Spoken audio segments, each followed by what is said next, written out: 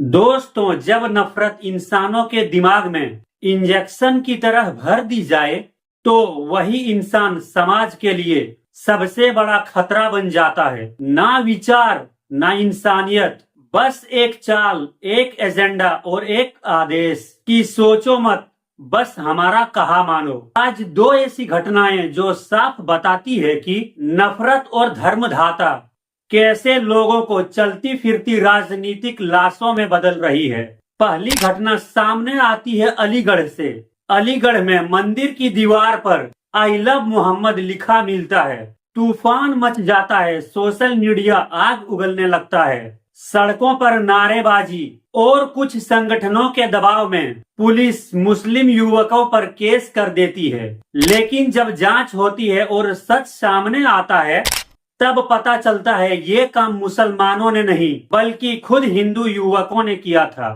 अगली खबर उत्तर प्रदेश के अलीगढ़ से है, जहां कुछ दिन पहले मंदिरों में आई लव मोहम्मद लिखने पर जबरदस्त बवाल हुआ था। इस पूरे मामले में अब बड़ा खुलासा हो गया है। मंदिर में आई लव मोहम्मद लिखने वाले थे हिंदू युवक ही। हिंदू युवकों पर मुस्लिम लोगों को फंसाने की साजिश रचने का बहुत बड़ा आरोप लग गया है। पुलिस ने 4 हिंदू युवकों को गिरफ्तार कर लिया है, यानी कि खुद ने हिंदू युवकों ने माहौल खराब करने की यहां पर कोशिश की। देखिए मंदिर पर किस तरह से आई लव मोहम्मद लिखा गया था। उसके बाद कई सारे आरोप लग रहे थे, जांच पड़ताल आगे बढ़ रही थी। अब इसी मामले में एक बड़ा खुलासा हो। और क्यों? क्योंकि किसी लोकल झगड़े में किसी को फंसाने का प्लान था और वो प्लान आसानी से बन भी गया क्योंकि माहौल पहले से जहरीला कर दिया गया है। दोस्तों, आज हालात यह है कि कोई भी दीवार पर कुछ लिख दे तो तुरंत मुसलमानों को दोषी मान ली जाती है। दोस्तों, एक बार सोचिए यह कैसे समाज बन रहा है। और ऊपर से कुछ मीडिया चैनल इस आग में घी डालते हैं। दिन भर हिंदू मुस्लिम का जहर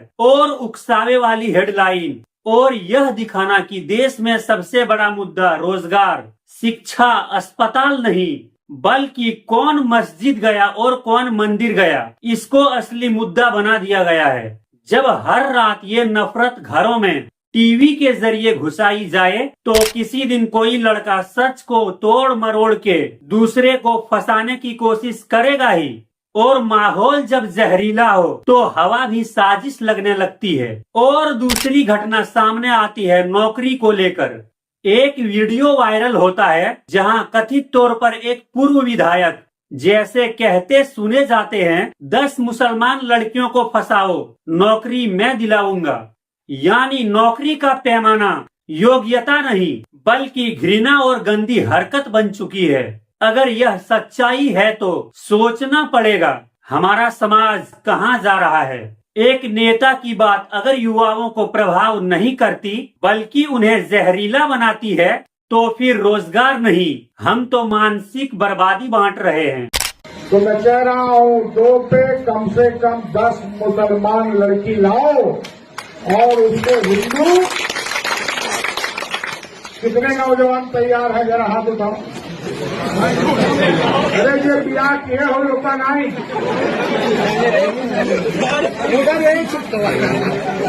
2 पे 10 से कम मंजूर नहीं है। शादी हम कराएंगे और ये घोषित करते हैं कि जो लेके आएगा उसको खाने पीने भर का नौकरी भी दिलाएंगे, रोजी रोटी भी दिलाएंगे। दोस्तों, प्रश्न यह नहीं है कि किस धर्म का नाम लिया गया है। प्रश्न यह है कि क्या सत्ता और पावर के लिए युवाओं के दिमाग से इंसानियत मिटाई जा रही है? क्या यही नया इंडिया है जहां अब नौकरी हक से नहीं बल्कि नफरत से मिलने लगी है? और सबसे खतरनाक बात, ऐसी बात सुनकर भी अगर जनता तालियां बजाए तो फिर समझिए दिमाग मरा नहीं बल्कि मार दिया गया है। और दोस्तों, यह सब अचानक नहीं हो रहा। पहले नफरत फैलाओ, फिर समाज को बांटो, फिर गरीबी, बेरोजगारी और महंगाई सब लोगों को भुलवा दो। और जब जनता सवाल ना पूछ सके तो वह भीड़ बन जाती है राजनीतिक ज़ॉम्बी। क्योंकि ज़ॉम्बी को पता नहीं होता कि वह क्या कर रहा है बल्कि वह सिर्फ आदेश मानते हैं।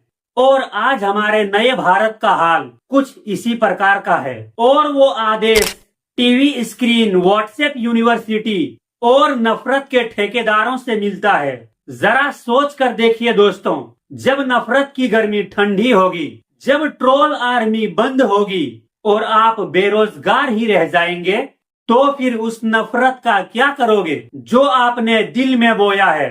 क्योंकि दोस्तों पेट को रोटी चाहिए, धर्म की स्पीच नहीं। जरा सोचिए दोस्तों, धर्म इंसान को जोड़ने के लिए है, लेकिन राजनेताओं ने उसे मोहल्ला तोड़ औजार बना दिया है। और अगर आज हम नहीं जागे तो कल के इतिहास में लिखा जाएगा भारत को गरीबी नहीं बल्कि नफरत के व्यापारियों ने बर्बाद किया था। और अंत में मैं यही कहूंगा दोस्तों, सोचना शुरू करो, लड़ना नहीं, और समझना शुरू करो। और अगर यह बात दिल को लगी तो वीडियो को शेयर करो ताकि नफरत नहीं बल्कि इंसानियत फैले। आपको क्या लगता है दोस्तों? अपनी राय कमेंट में जरूर लिखिए और चैनल को सब्सक्राइब करके हमसे जुड़िए।